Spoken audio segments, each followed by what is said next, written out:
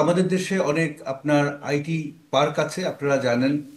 বিগত সরকার এই আইটি পার্কের নামে আহ, হাজার হাজার কোটি টাকা খরচ করেছে, কিন্তু অধিকাংশ আইটি পার্কই আসলে কিছুই হয় না, খালি পড়ে আছে।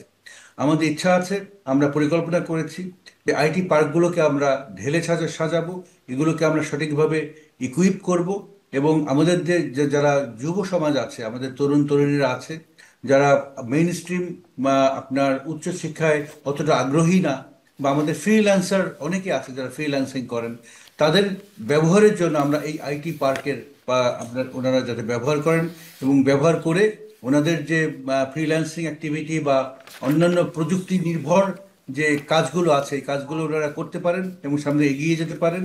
তার জন্য আমরা যথেষ্টভাবে কর্ম পরিকল্পনা করছি।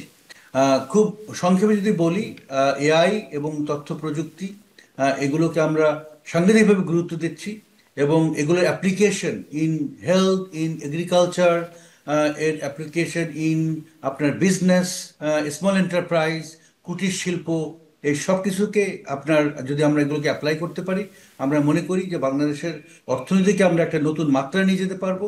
এবং আমরা যেটা বলছি যে 2034 সালের মধ্যে আমরা বাংলাদেশকে $1 ট্রিলিয়ন ইকোনমিতে পরিণত করতে চাই, এই তথ্য প্রযুক্তির সঠিক ব্যবহারের মাধ্যমে এবং আমাদের যুব শক্তিকে সঠিকভাবে দক্ষ করার মাধ্যমে। আমরা মনে করি যে এই আর্থিক যে গোল, এই গোল অ্যাচিভ করা সম্ভব। এটিভি ইউএসএ, বিশ্বজুড়ে বাঙালিয়ানা।